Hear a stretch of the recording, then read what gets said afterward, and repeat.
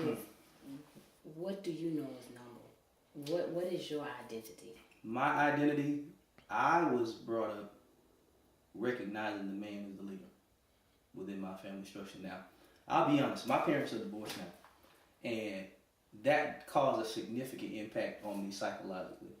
Okay, and we'll talk more about that. But my family history, tracing back just say the recent 2 or 3 generations, husband and wife, Mm-hmm. children, whether it was 2 children or 8 or 10. Mm-hmm. Okay, the man was the breadwinner, provided, financially. The mother was in the household, helping to raise the children, doing the things inside the household, the preparation of food, keeping things clean, making sure the children are well learned in school. And those things came together for stability for the offspring in the household. That's what you saw. You saw responsibilities being carried out. We didn't know what was going on behind the scenes with people's jobs and people making money, but all we knew was we went to school, we came home, and we had a meal ready for us. We went to bed at a certain time. We got lessons and instructions on how to carry out our chores in the household, making up our beds, keeping our rooms clean. We had a certain time where we could watch TV and a certain time we did homework from school. That was our structure. That's what I came to know. So, and the process repeated day after day. So there was a consistency that was established. And these are little things you don't even think about, when you're coming up. That's just what you know, okay? I knew my father as a business owner. He's a general dentist and he still practices today, and I'm practicing with him. But I knew him as a business owner. He came home from work and he ate his dinner and we watched TV, and then the kids would go to bed and we get up, and the process started over again. My mom was an educator. She still is, and she'd come home and she be getting the food ready, and then on weekends the roles would kind of reverse. My dad would cook sometimes, or we'd go out to eat. We'd go places, enjoy ourselves, because we were able to do that. But we did things as a family, and that's what I came to know, the family unit. So for you, if we could say that you kind of grew up in a more, at least middle class, or Middle upper middle class. class. I would say, I don't know. I really don't know the subtle differences between lower and middle and upper middle class, but we're definitely middle class. Probably, well, definitely 6-figure household. Okay, which in America is considered very good. Right. Yeah. So, but how did growing up like that? How did you identify, say, with other African Americans who were not making nowhere near a six figure? I mean, did that affect who you interacted with? To a degree, yeah.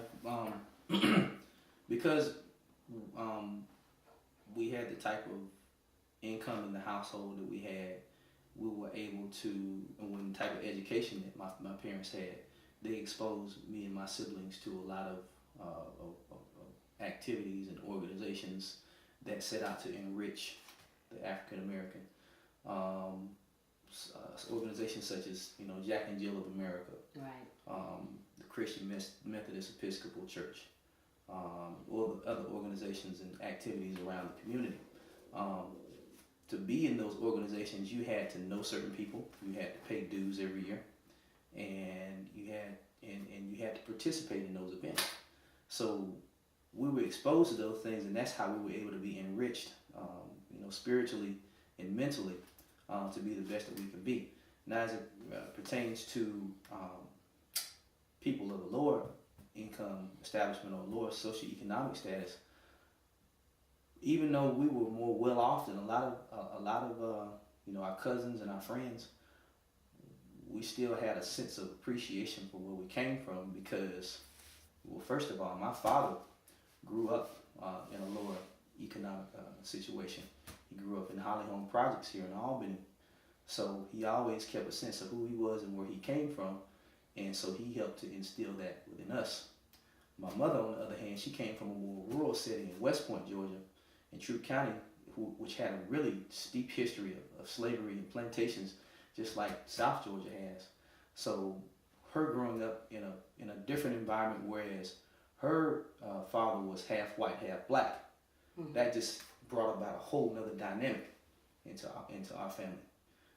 Projects, farm, Mm-hmm. you know, black, half white, coming together made for a pretty interesting dynamic within our family. So we had an appreciation for what we had and who we were because our parents instilled that in us. Do you feel any less black? Going to those social organizations, being a part of Jack and Jill, being a part of those organizations, like there's the debutante ball, and then there's the cotillion.